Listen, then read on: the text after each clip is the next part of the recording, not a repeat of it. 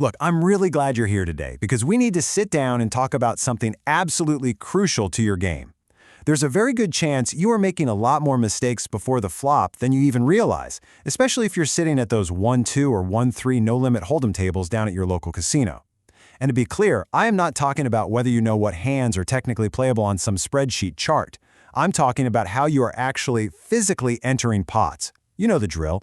You limp in, you call raises with hands just because they look pretty, you play way too many hands from early position, and let's be totally honest, sometimes you put your hard-earned money into a pot simply because you are bored, you don't want to fold, and you don't want to sit out for yet another hand.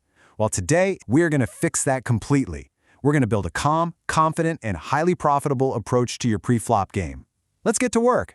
So, here is our game plan for today's session. Number 1, we're going over the pre-flop limping problem. Number 2, we're introducing the raise or fold rule.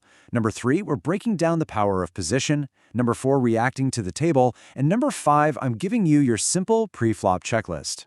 All right, let's dive right into this. I need you to stop asking yourself this specific question every single time you peel back your cards. Can I play this hand? It is completely the wrong question to be asking. Why?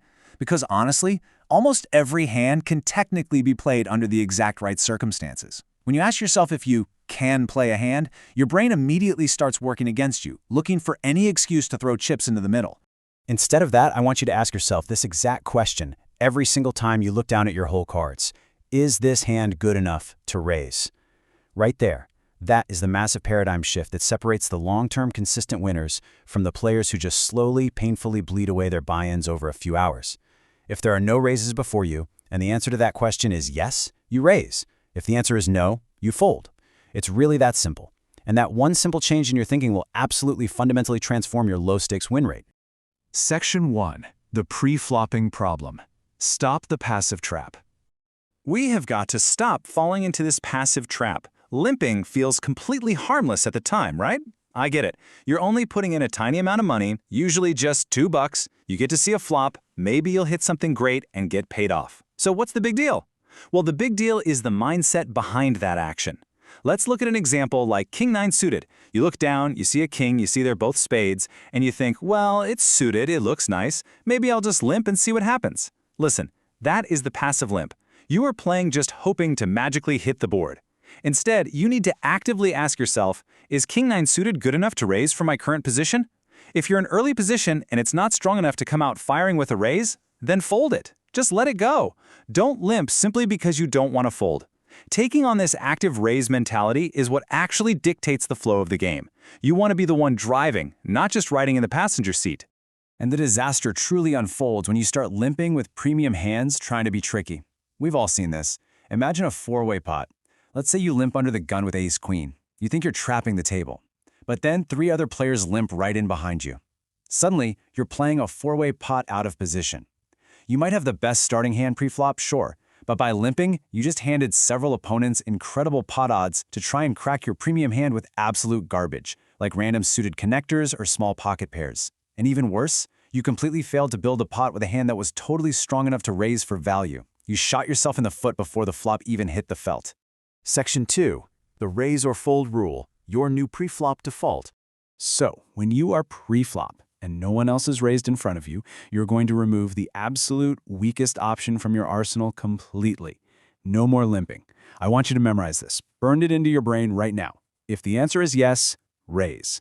If the answer is no, fold. Raise or fold. That's it. We are aggressively shifting away from passive, crossing our fingers hoping, and moving directly into disciplined, active, confident decision-making. So the absolutely crucial point here is making sure we understand what raise or fold actually means in practice. It is a strict, binary strategy used to completely eliminate limping when you are the first person to enter the pot, or if there are only a bunch of passive limpers in front of you. But listen up, this is highly important. Adopting the raise or fold strategy does not mean you should just start raising every single hand that you would normally limp. That is definitely not the point. The real point is to force yourself to become much more selective, and then, when you do finally choose to play a hand, you enter that pot with aggressive strength. You make them pay to play against you. Section 3. The power of position. Where you sit changes everything. Where you sit physically at the poker table changes the entire dynamic of the raise or fold rule. The earlier you have to act, the stronger your raising range needs to be. Why is that? Well, it's simple math.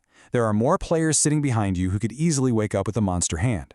So in early position, right after the blinds, the standard for that question, is this hand good enough to raise, is extremely high. You play your absolute tightest here, no messing around. As you move into middle position, fewer players are behind you, so your standard loosens up just a bit. By late position, you're opening up even more. And finally, when you are sitting on the button, you get the widest range possible.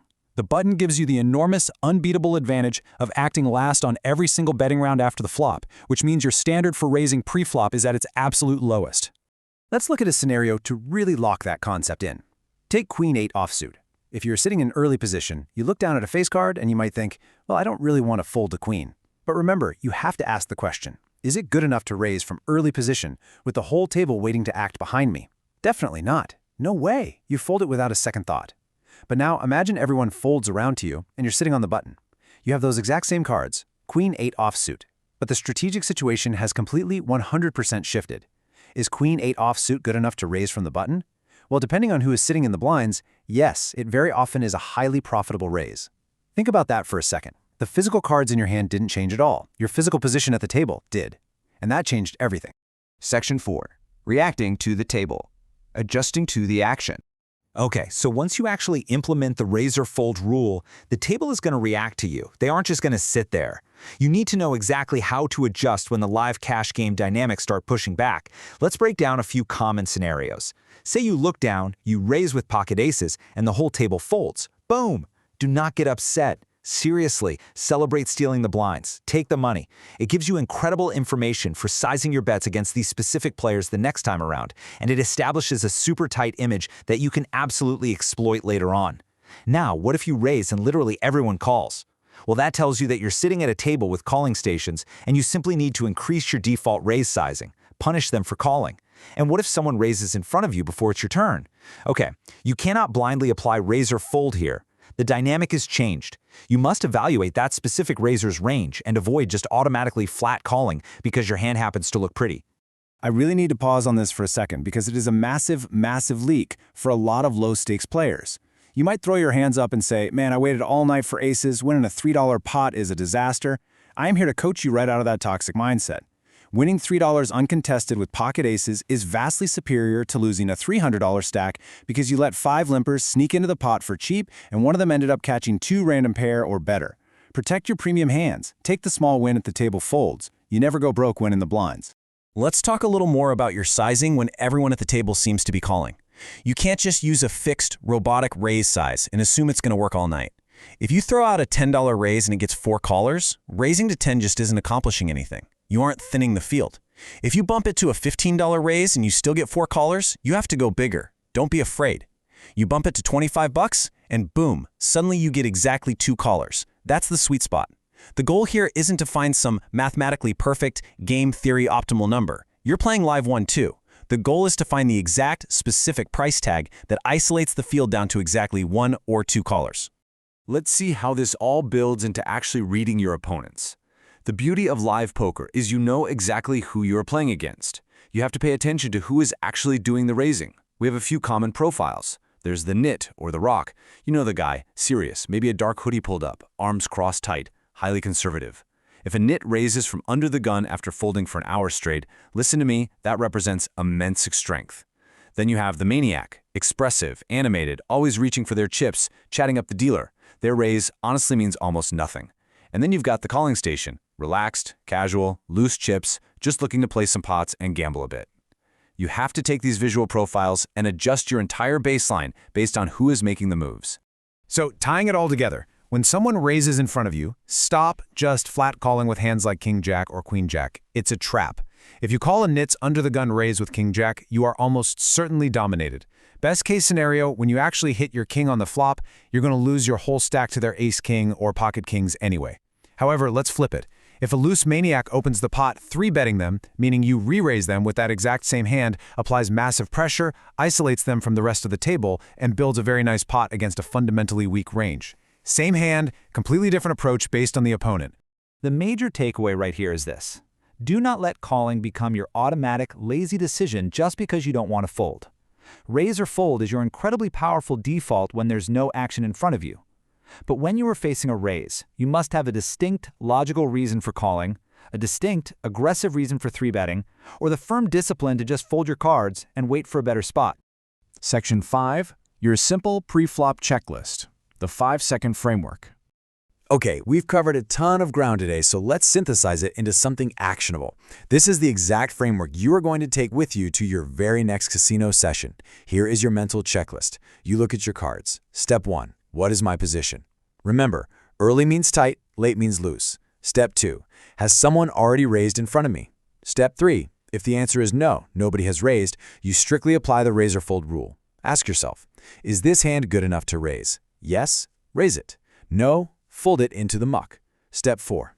If someone has already raised, evaluate that specific player. Are they a nit? A maniac? Make your decision to fold, call, or 3-bet strictly based on their profile. You don't need to stare at your cards for 30 seconds anymore looking confused. Just run this simple 5-second framework in your head. Because at the end of the day, winning low-stakes poker is not about playing the most hands. It really isn't. It is about playing the right hands from the right positions against the right opponents and putting your money into the pot for the right reasons. When you absolutely eliminate passive limping and adopt a disciplined raise or fold strategy, you avoid those messy, stressful multi-way pots with mediocre hands, and you ensure that every single post-flop decision you have to make becomes remarkably easier because you took the initiative early. You are in control. So I'll leave you with this final thought. The next time you pull up a chair and sit down at the felt, are you ready to stop making excuses to play garbage hands? Are you ready to apply the raise or fold rule, dictate the pace of the entire table, and finally start playing poker strictly on your terms? Bring this framework to your next session. Stay disciplined and watch how quickly it transforms your game.